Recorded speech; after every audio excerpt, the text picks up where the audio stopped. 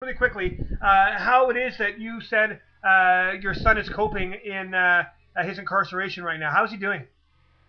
He's okay. He's pretty well keeping to himself. He's keeping his nose clean, staying out of trouble. I guess because he graduated high school, they're going to be getting a course for him for Douglas College, and I guess he's going to be doing forklift training and stuff. He's keeping himself busy, and I guess he's just waiting for his lawyer to file the appeal. Now, with the appeal, I think you mentioned there's a danger that it might actually not make things better if it doesn't go his way. That's what the counselors and stuff are trying to tell him. And I guess they're trying to get him so that he doesn't do the appeal. But, like, I mean, he's innocent of it, so if he doesn't do the appeal, he's basically saying, okay, I'll take what I've got, and that's it, right? but the danger is he might get tried in adult court if the appeal were to actually be kind of successful. Yeah, which is fine. Not a problem. We'll do it. But Because if it goes through an adult court, and see, if there would have been a jury trial, this would never be the way it is. Like, he wasn't, I guess, because with the young offenders, only if they do serious crimes like murder and stuff, they've got the option of a jury trial. right. And with Tyler, he didn't. It was just judge, and that was it. So you believe So that the if jury. Pardon me? I'm sorry, I didn't mean to cut you off, but I was going to say if it goes to a jury, you think that the jurors would have enough rational sense to see that the Crown could not meet the burden of proof expected. They could not prove your son's guilt beyond a reasonable doubt, and you believe a jury would have acquitted your son had it been a jury trial. Exactly. Exactly. But I guess So, the danger is he might be found guilty and charged to an adult sentence. right. But you know what? I guess that's something he's going to have to. He's willing to accept, I believe.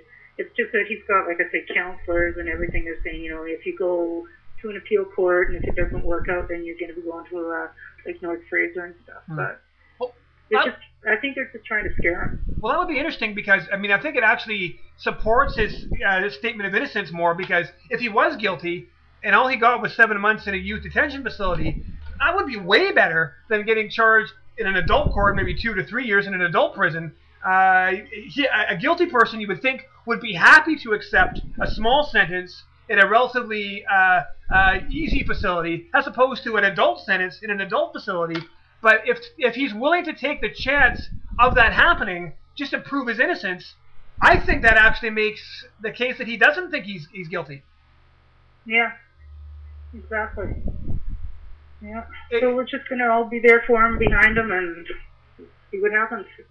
now, how are you dealing with this? I know that you said you were wanting to speak to Wally Opal. How's that Yeah. going? What success have you been having in getting a hold of people?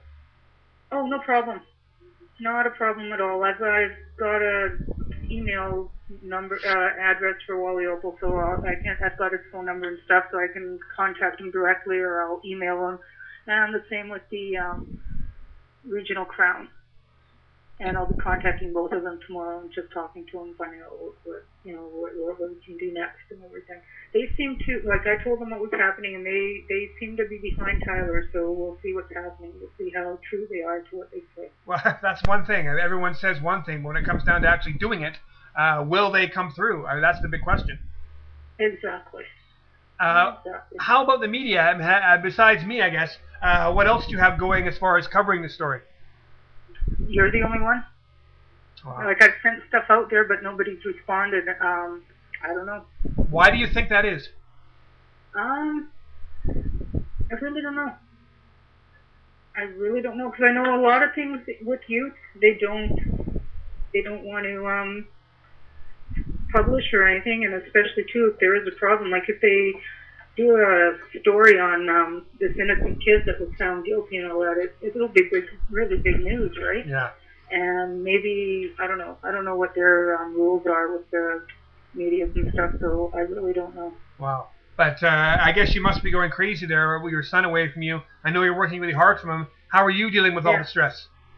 I've been so busy. It's been tough. I know the first few days, I think I was nonstop crying almost, and I wasn't giving up. I was going to try some way to prove his innocence, and I don't know. We're all together here, like me and Kayla and Corey, and grandma and grandpa and everything, and we're just doing all we can for them.